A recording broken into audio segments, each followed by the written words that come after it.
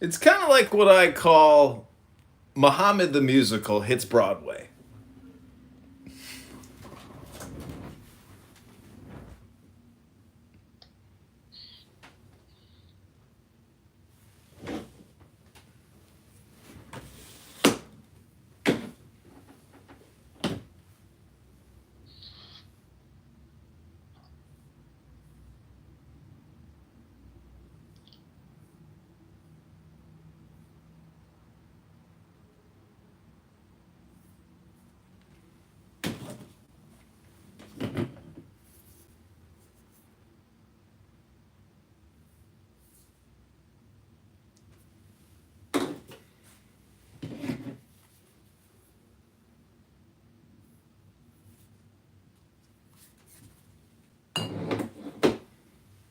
Okay, Deborah.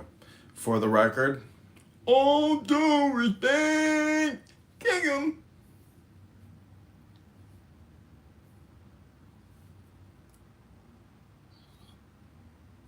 Oh, that's terrible, because I said people could be brought together over that kind of humor, which is obviously the case. It's empirically the fact.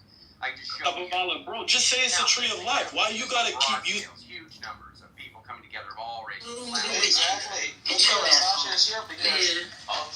I don't play like that. Wait a minute. So when we go back to the double standard, how is that hypocrisy? It would be hypocrisy if you it's not, because it would be hypocrisy if you deviated from your set double standard. But having a double standard and a separate set of rules for people that you objectively look at in your own separate way is not hypocrisy. That's human nature. I agree, Adams. I actually agree with you. What I'm pointing out is the hypocrisy. I got a shrimp bowl. For all, that this should be for Shrimp all. bowl? And you open up. Yeah, so a shrimp So the reality bowl. is that, like, I know all these what's dudes. intention. It's clearly not for all people. You misunderstood what I meant all. I didn't mean every person. I meant every type of person. I'm talking about all groups. No problem. Yeah. So I agree with. I understood that, and I'm saying it's clearly not the case that it's for every type of person. No. Because there's a type of people. To be clear, I think I think you're trying. You're. He's never gonna let you get it off. Every time you talk, he's gonna stop you. It's his tactic. He never wants to let you make an entire point. It's fucking crazy. Now that's hypocrisy, because concrete does the same shit. It's not hypocrisy. It's actual fact that he's doing it. He's doing it. He's going to continue to cut you off every time you're gaining momentum, Huey. He sees that you've already dismantled his stupid point. Quit trying to blackmail Huey. Chill out. Huey, listen, what I'm saying is this. I'm saying every ethnicity, every race is subject. I'm not talking about individual people. I'm not saying that. But are you talking about sexuality? Said in the name of Rabbi Yitzhak Moses. Okay, sexual orientations. Yes. Okay, cool, no problem. And what I'm trying to point out is that when it comes to trans issues, all of a sudden the jokes aren't funny. So I'm not talking about. You're saying that. Are you saying that to me, or are you saying that to broad people? Okay. Hold up. Let me make sure. Wait. That's not what he said. He didn't say trans jokes weren't funny. He said he hadn't heard a funny trans joke. Yeah, we know that. I didn't say. Okay, I didn't say he said that trans jokes aren't funny. But I am pointing out that your behavior historically, when it comes to trans issues or trans jokes, hasn't been to treat the spirit of the jokes told as they're not funny. Coming from a place. Okay. No. Wait. I think humor is objective. Let him finish. Okay. Shut up. Shut up, Andrew. Shut up, Andrew. I can do it too, Andrew. Andrew, did you find it hypocritical that you claimed not to be racist, but you told Lion Zion that you wanted to bring back slavery? Oh, yeah. Well, Oh, my, that's a question, Nathan? Move him down. Just move him down. Thank you. Listen. Hold on. Let me explain something. Let me explain something where my misunderstanding might be. When you say all types of people, for me, what that infers is that you're talking about different kinds of identities and not necessarily like specific individuals or any of that. Okay. So classes of people. So you can talk about race, ethnicity, including gender, and gender would be one of the types of classes. Sexual identity would be all of those types of classes. Except you clearly don't believe it's relevant to all of those types of classes. I think you think, from my observation, it doesn't seem like you behave as if all of those types of classes They are do are regular usually subjects to stupid. human. Because here's the problem. Let me explain it to you. People usually comment Piper and comment Sasha. Right? Remember when I told you he wasn't gonna let you get a fucking thought out completely? Shut up. Remember when I told you that? Shut up, He's Concrete. doing it. Shut And up, you know what's so Concrete. crazy? He has no shame. He has no shame, and that's the saddest part about I think now is a the great time. internet. Power's gone to his head. Now is a great time to mention that Concrete makes gorilla sounds at me, and he's a black. All the time. He's a racist himself. But So here's- throw him a Yeah, she's banana so he black. can stop interrupting. Yeah, he's doing it toward white. Yeah, tell Andrew to stop interrupting, weirdo. Right here. You booty clapping weirdo. Let me finish what I'm saying here because I think you're tracking here. So, look, it is the case that people in the past have come at Sasha and Piper, but you need to understand. First of all, let's just be real. We don't know a lot of trans people in these communities. Okay, we're talking about Sasha, Piper, and I don't know who else, right? Okay, that's basically what we're talking about. Now, here's Protect the the thing. trans. Shut Fuck up. the niggers. Shut up. Protect the trans. Fuck the niggers. Shut up. That's what you're saying. Thank you. We got it. Thank you. Numbskull. Shut up, you numbskull. Okay, now there are people that are upper tier in their intelligence. They're kind of in the top tier. Piper and some are both in that group. Okay, they're both upper tier. Now here's the point: when people come in and that turns into a thing where there's like a retaliation of some sort, usually I'm just gonna tell you, the person that's giving the joke is the idiot, usually, and it's not funny. It's not well delivered. It's done in haste, and it doesn't. There's no clever punchline. There's no like, hey, the good timing. It's just dumb. They're just trying to, and I don't even perceive it as a joke. So maybe this is what you're talking about. The things that they're saying, you're saying, well, you're not giving credence to it as being a joke.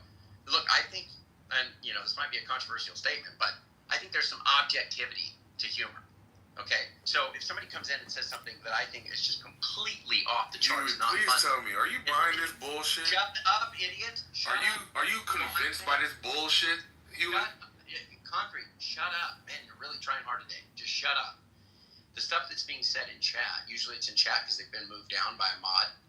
The stuff that's being said in chat doesn't have the punch at all of being funny. It doesn't come It feels across like as being B-Master all over again. Shut Mixed with a up. little Shut up, something idiot. up. Shut up, idiot.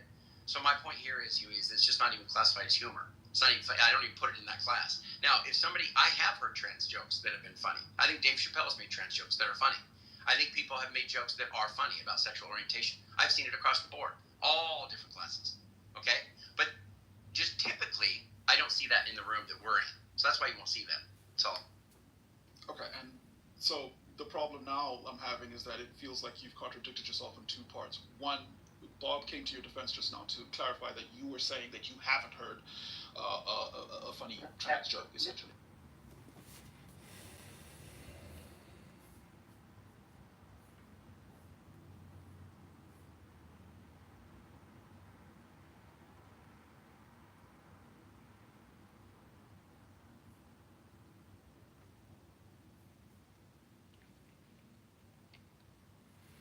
Okay, this is Israel Shabbos.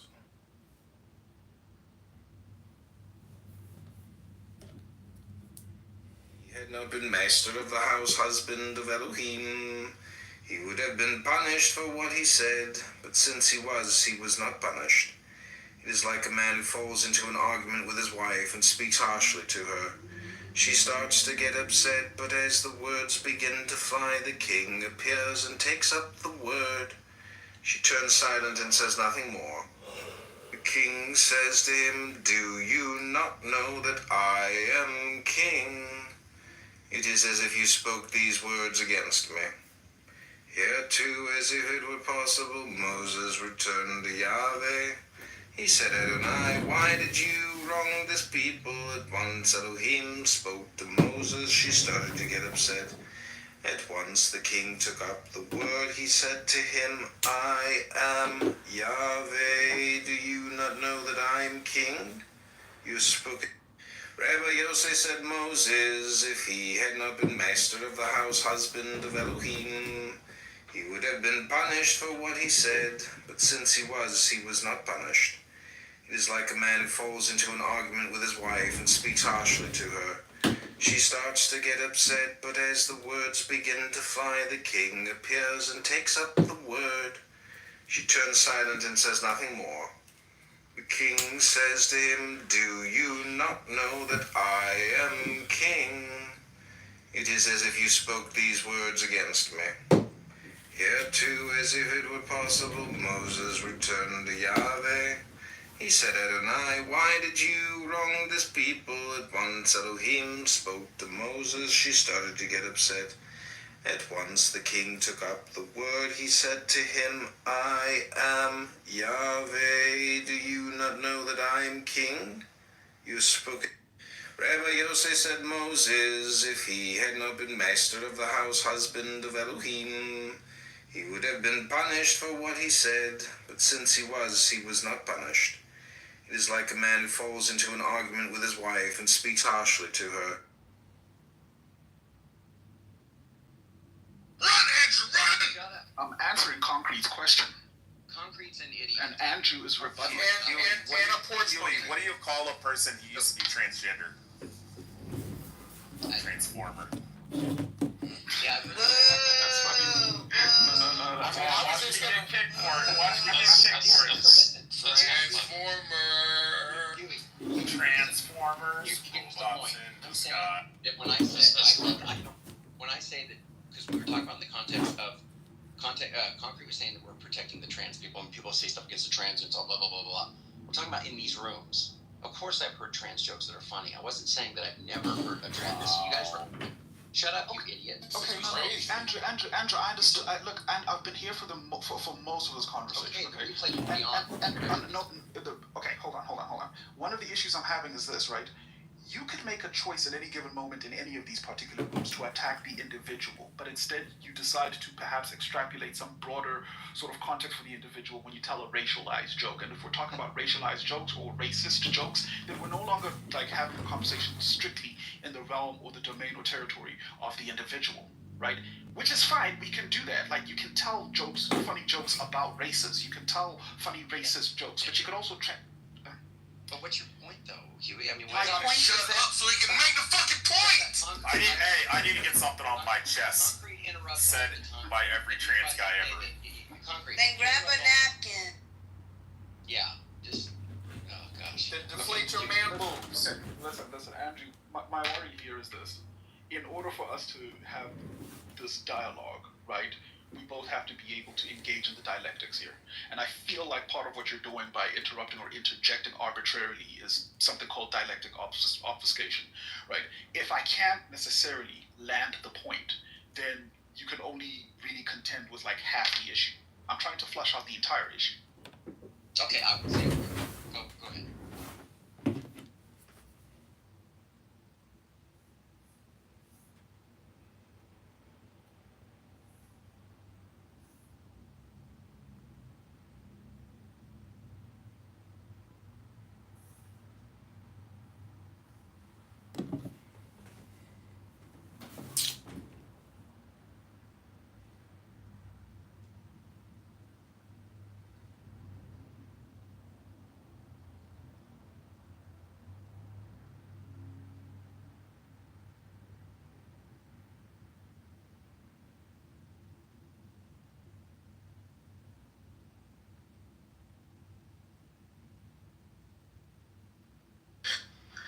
Rabbi Yochanan said in the name of Rabbi Yitzhak, Moses was worried that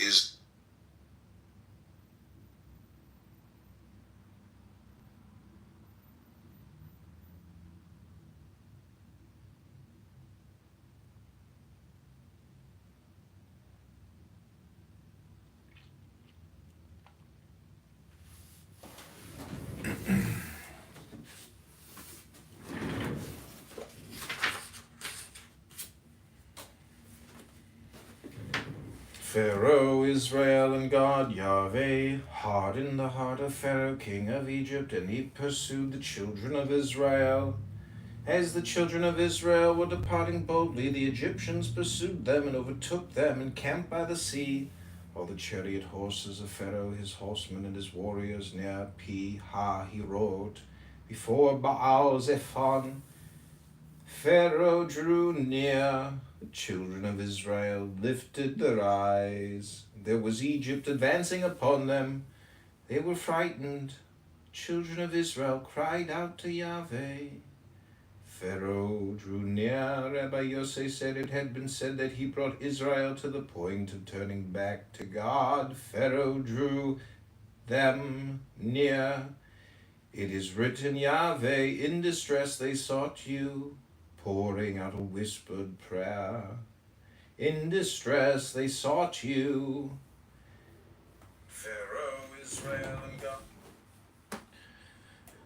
Israel does not seek the blessed Holy One when they are comfortable. Only when they are in trouble, then all of them remember him and seek him, pouring out a whispered prayer. They all pray the prayers and pleadings. They pour out prayers to him. When your chastisement falls upon them, the moment the blessed Holy One hands them over to his scourge, he stands over them compassionately. The voice of prayer pleases him, so the enemies of Israel are called to account. He is filled with compassion for his people, as we have established a parable, the dove and the hawk. A dove escaped from the hawk and took refuge in the cleft of a rock. There she found a serpent nesting. She tried to enter, but could not because the serpent was there. Could she go back? She could not because the hawk was poised for attack. What did she do? She began to cry and clap her wings so the owner of the dovecote would hear her and come to save her. So Israel drew near to the sea. Israel does not seek the blessed. So Israel drew near to the sea. They saw the sea raging, its waves surging. They were frightened. They lifted their eyes and saw Pharaoh and his army with shooting stones and catapults. They were very frightened. What did they do? The children of Israel cried out. Who brought it about that Israel drew near to their father above? Pharaoh. This is what is written. Pharaoh drew them near. This has already been said. Manna and wisdom. Yahweh said to Moses, I am about to rain down for you bread from heaven. Moses said to Aaron, say to the whole assemblage of the children of Israel, approach Yahweh, for he has heard your grumbling. As Aaron spoke to the whole assemblage of the children of Israel, they turned to face the desert, for there the presence of Yahweh had appeared in the cloud. That evening the quail rose and covered the camp. In the morning there was a fall of dew around the camp. The fall of dew rose.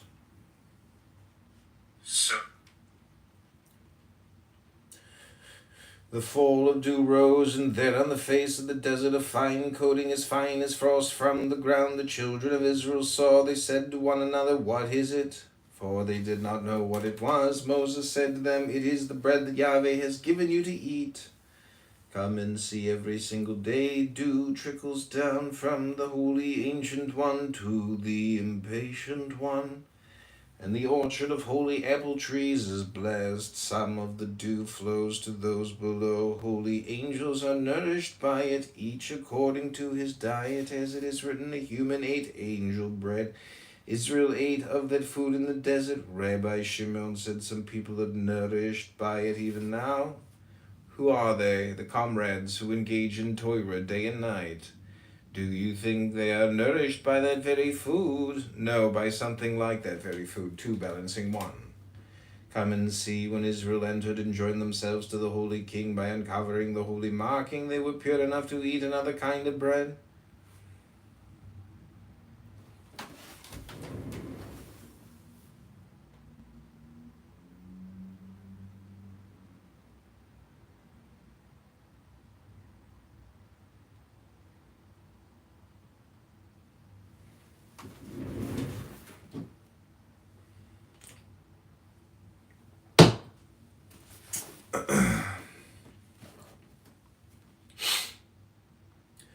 At first, when Israel went out of Egypt, they went into the bread called matzah. Now they were purer. They went in to eat higher bread from a higher sphere. As it is written, I am about to rain down for you bread from heaven, literally from heaven. It was then that Israel discovered the taste of this sphere. Comrades engaging Torah are nourished from an even higher sphere. Which is that? That which is written, wisdom gives life to those who have it. A very high sphere. Rabbi Eliezer said to him, if so, why are they weaker than other human beings? Other human beings are stronger and more powerful. The comrades should be the stronger ones. He said to him, a good question, come and see. All human food comes from above. The food that comes from heaven and earth is for the whole world. It is the food for all. It is coarse and dense. The food that comes from higher above is finer food, coming from the sphere where judgment is found. This is the food that Israel ate when they went out of Egypt. The food found by Israel that time in the desert from the higher sphere called heaven. It is an even finer food, entering deepest of all into the soul, detached from the body, called angel bread. The highest food of all is the food of the comrades, those who engage Torah, for they eat food of the spirit and the soul breath. They eat no food for the body at all, rather from a high sphere, precious beyond all wisdom. That is why a comrade's body is weaker than a normal body. They do not eat food for the body at all. They eat food for the spirit and the soul breath from some place far beyond, most precious of all. So the food is finest of the finest of all. Happy is the portion. As it is written, wisdom gives life to those who have it. Happy is the body that can nourish itself on food of the soul. Rabbi Eliezer said to him, certainly this is true, but how can such food be found now? He answered, certainly a good question. Come and see, this is the clarity of the word, the food of the comrades engaging. Torah is most precious of all. This food flows from wisdom on high. Why from the sphere? Because Torah derives from wisdom on high, and those who engage Torah enter the source of her roots, so the food flows down from that high and holy sphere. Rabbi Eliezer came and kissed his hands. He said, happy is my portion. I understand these words. Happy is the portion of the righteous, engaging Torah day and night. Entitles them to this world and the world that is coming, as it is written, that is your life and the expanse of your days. Is there anyone like Moses? On the third new moon, after the children of Israel had gone forth from the land of Egypt, on that very day they entered the desert of Sinai. They journeyed from Rephidim and entered the desert of Sinai, and camped in the desert. Israel camped there, facing the mountain, and Moses went up to Elohim.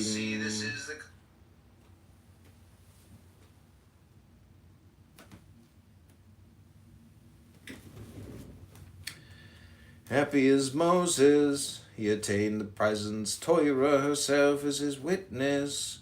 Moses went up to Elohim. Rabbi Judah taught, come and see the difference between Moses and the rest of the world. For the rest of the world, going up means greater wealth, prestige, and power. But when Moses went up, what is written, Moses went up to Elohim. Happy is he. Rabbi Yosef said, this is the origin of the saying of the comrades. One who comes to purify himself, they help him, for it is written, Moses went up to Elohim. What is written next? Yahweh called to him. One who desires to draw himself near, they draw him near. Yahweh called to him from the mountain, saying, thus shall you say to the house of Jacob. Rabbi Yitzhak opened, happy is the one you choose and bring near. He will dwell in your courts. Happy is the human being whom the Blessed Holy One is drawn to. Happy is the human being whom the Blessed Holy One is drawn to, whom he draws near to dwell in the palace. Whomever he desires for his work is marked with markings of the beyond, to show that he has been chosen by the high and holy King to dwell in his dwelling. Whoever displays that sign passes through all gates of the beyond. No one can stop him. Rabbi Judah said, happy is Moses. This verse was written for him. Happy is the one you choose and bring near. Of him it is written, Moses drew near to the thick darkness. Moses alone shall draw near Yahweh. They shall not draw near. All of Israel saw the letters Anoki, a secret of secrets for those who know wisdom. The moment these letters came forth, secretly circling as one, a spark flashed out to engrave. A flowing measure extended 10 cubits on the side and shut out comets. A flowing measure extended 10 cubits on this side, and out shot comets inside comets 71. Sparks burst into flashes up high and down below, then quieted down and rose up high beyond. The flow measured out 10 cubits on the other side, and comets shot out in colors like before, and so on every side. The spark expanded, whirling round and round. Sparks burst into flashes and rose high above. The heavens blazed with all their powers. Everything flashed and sparkled as one. Then the spark turned from the side of the south and outlined a curve from there to the east, and from the east to the north, until it had circled back to the south as before. Then the spark swirled, disappearing. Comets and flashes dimmed. Now they came forth, these carved flaming letters, flashing like gold when it dazzles, like a craftsman smelting silver and gold when he takes... A flowing measure extended can... Like a craftsman smelting silver and gold when he takes them out of the blazing fire, all was bright and pure, so the letters came forth, pure and bright, from the flowing measure of the spark. Therefore it is written... The word of Yahweh is refined, as silver and gold are refined. When these letters came forth, they were all refined, carved precisely, sparkling, flashing.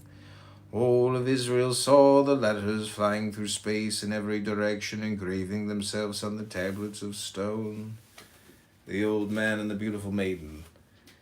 Rabbi Hiya and Rabbi Yossi met one night at the Tower of Tyre. They stayed there as guests, delighting in each other. Rabbi Yossi said, I am so glad to see the face of Shekhinah. For just now, the whole way here, I was pestered by an old man, a donkey driver, who kept asking me riddles the whole way. What is a serpent that flies in the air and wanders alone while an ant lies peacefully between its teeth? Beginning in union, it ends in separation. Like a craftsman smelting silver and gold when he...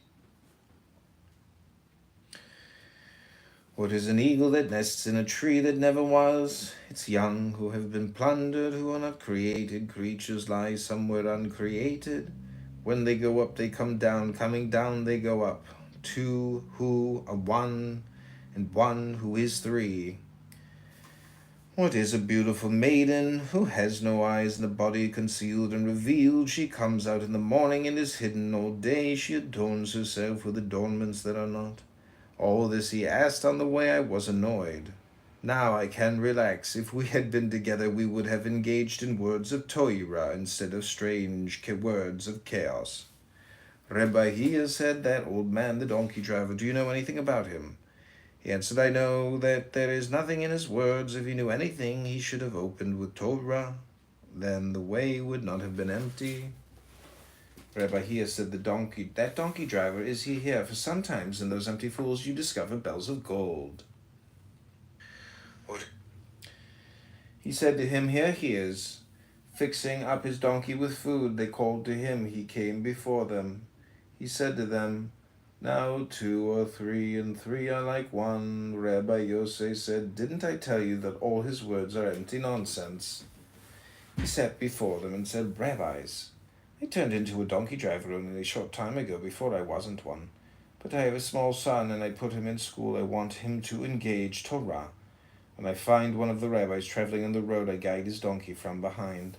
Today I thought that I would hear new words of Torah, but I haven't heard anything. Rabbi Yosei said, of all the words I heard you say, there was one that really amazed me. Either you said it out of folly or they are empty words. The old man said, and which one is that? He said, the one about the beautiful maiden. The old man opened and said, Yahweh is on my side. I have no fear. What can any human do to me? Yahweh is by my side, helping me. It is good to take refuge in Yahweh. He said to him, here he... How good and pleasant and precious and high are words of Torah. How can I say them in front of rabbis from whose mouths until now I haven't heard a single word, but I shall say them. Because there is no shame at all in saying words of Torah in front of everyone. The old man covered himself. The old man opened and said, Moses went inside the cloud and ascended the mountain. What is this cloud? The one of which it is written, I have placed my bow in the cloud. We have learned that the rainbow took off her garments, gave them to Moses wearing the garment. Moses went up the mountain. From inside it he saw what he saw, delighting in the all up to that place.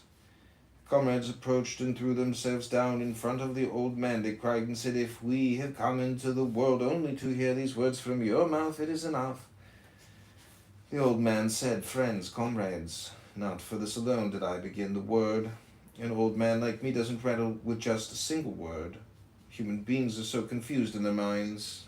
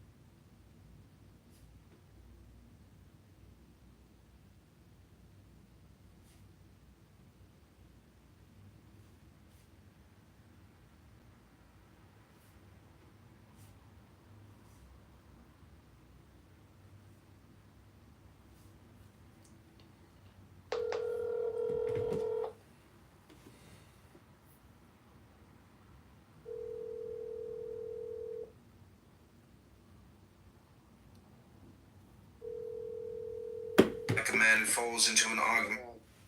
Hey. Hey, I'm leaving the gym now. I'll text you my ETA in a few minutes. Okay, good Shabbos. Talk to you soon. Alright, good Shabbos. Bye.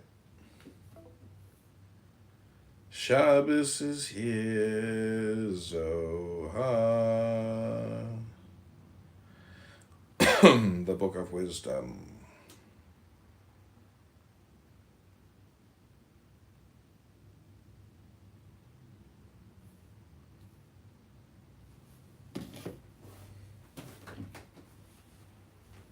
Pleasant and precious and higher words of Torah. How can I say them in front of rabbis from whose mouths until now I haven't heard a single word, but I shall say them. Because there is no shame at all in saying words of Torah to everyone. The old man covered himself. The old man opened and said, "Moses went inside the cloud and ascended the mountain." What is this cloud? The one of which it is written, "I have placed my bow in the cloud." We have learned that the rainbow took off her garments, gave them to Moses wearing the garment. Moses went up the mountain. From inside it he saw what he saw, delighting in the all up to that place. Comrades approached and threw themselves down in front of the old man. They cried and said, "If we have come into the world only to hear these words from your mouth, it is enough."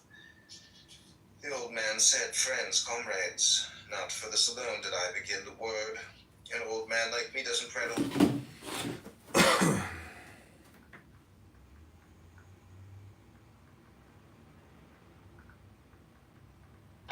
Why is the Sleep Number smart bed worth it? It's probably the most comfortable place to be. The adjustability on each side. Having the ability to adjust it to what my body needs on any given night. My husband tends to keep it a little harder and I keep it a little softer, and it really helps me get a good night's sleep. The bed is worth it. Visit sleepnumber.com to learn more.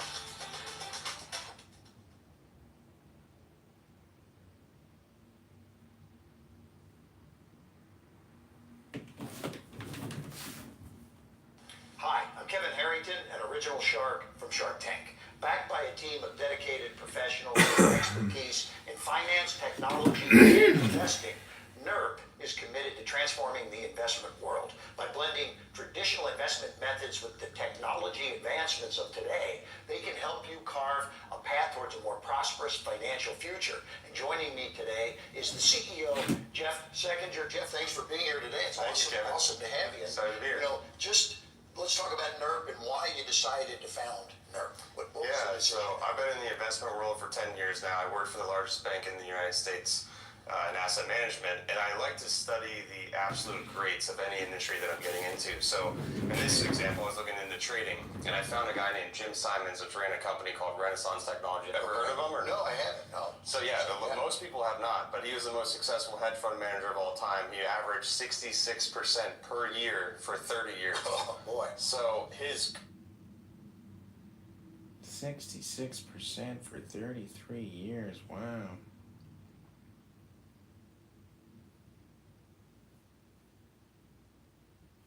Happy is the human being whom the blessed Holy One is drawn to, whom he draws near to dwell in the palace. Whoever he desires for his work is marked with markings of the beyond, to show that he has been chosen by the king to dwell in his dwelling. Whoever displays that sign paces through all gates. Can you bring me in there? Yeah, if they're still there. Well, it's just Fiona.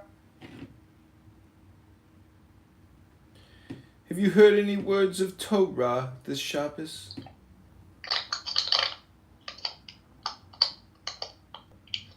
Banana. Yeah, I don't see the room. Polyphemus, are you lifting any weights? Are you going to the gym at all? No. You are one lazy Torah scholar. You call yourself Jewish? I'm not Jewish, the fuck? Then what are you?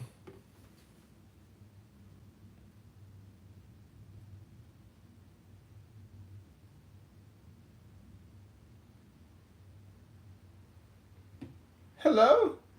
Where did you come from?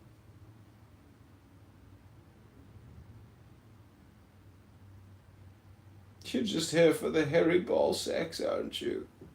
This is pathetic and disgusting. Oh. Danny.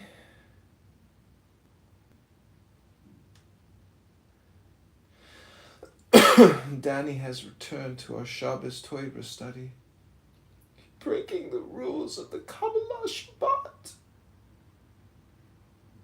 Pure balsam wood, Harry.